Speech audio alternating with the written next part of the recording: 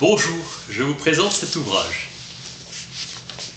Judith Butler, Le pouvoir des mots, politique du performatif.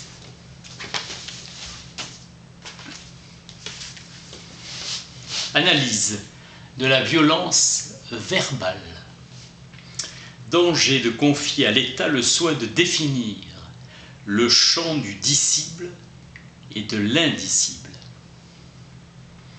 Dialogue avec Austin, fondateur de la théorie du discours performatif. Le pouvoir des mots est le récit de notre venue à l'être dans le langage. Nous sommes ce que nous sommes car nous avons été constitués comme sujets dans le langage et par le langage. Butler affirme une foi inébranlable dans le pouvoir des mots, dans notre pouvoir de détourner la force et la violence des mots du pouvoir et de les retourner pour maximiser notre puissance d'agir. L'histoire des actes de discours est nécessairement ouverte. L'État n'est pas souverain. Les mots ont un passé et un avenir qui défient tout effort pour les saisir, les figer irrémédiablement.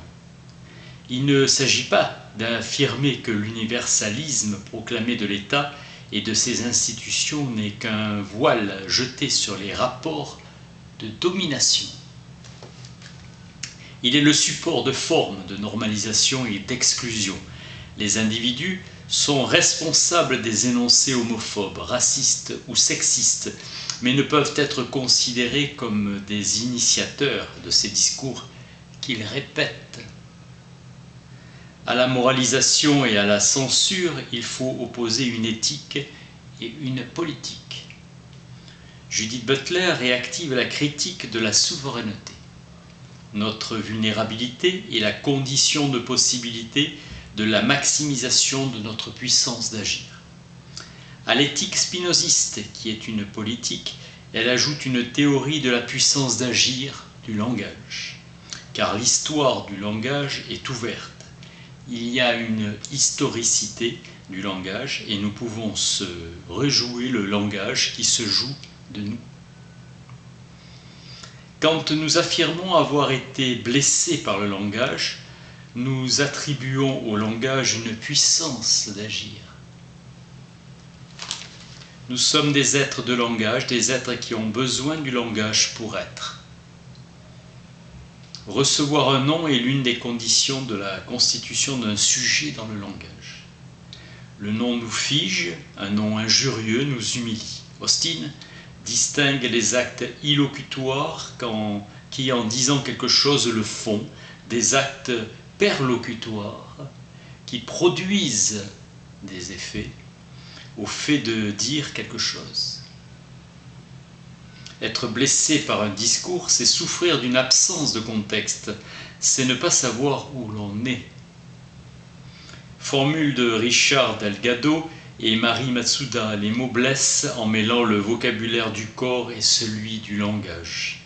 Il n'existe pas de vocabulaire spécifique au domaine de la blessure linguistique. Il est nécessaire pour l'évoquer de recourir au vocabulaire de la blessure physique. Pour Toni Morrison, le langage de l'oppression fait plus que représenter la violence. Il est violence. Parabole des enfants qui jouent un mauvais tour à une aveugle. L'oiseau dans la main est-il vivant ou mort? L'aveugle refuse de répondre et déplace la question. Je sais que l'oiseau est dans ta main. Parabole où l'oiseau est le langage. Le langage considéré principalement comme une puissance d'agir, comme un acte, et ses conséquences, accomplissement qui a des effets. Sa puissance est le thème de la formulation et son action même. Le discours de l'État prend une forme souveraine, ces déclarations étant souvent littéralement des actes de droit. Chez Mari Matsuda, le discours ne reflète pas simplement une relation sociale de domination, il décrète la domination. distance qui sépare le discours de la conduite. Pour Austin, le sujet qui parle précède le discours.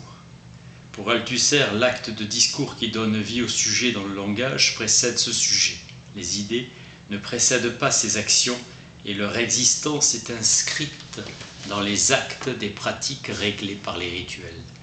Althusser s'efforce de décrire le pouvoir de constitution du sujet exercé par l'idéologie à travers la figure d'une voix divine qui nomme et fait advenir le sujet.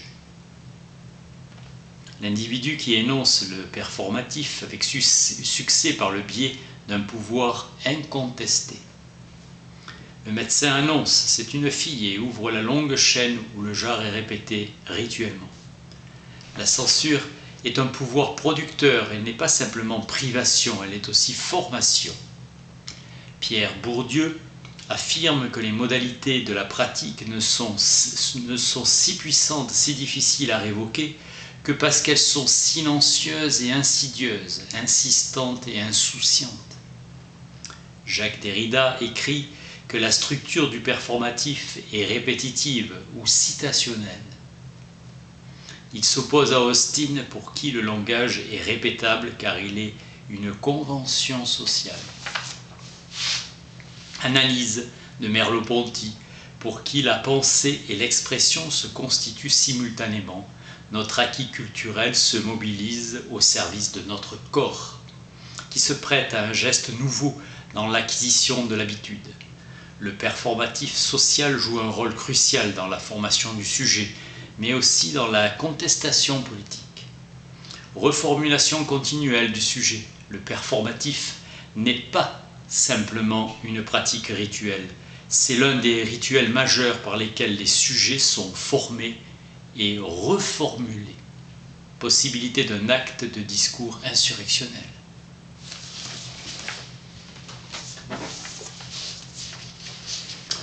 Judith Butler, le pouvoir des mots politiques du performatif. Merci.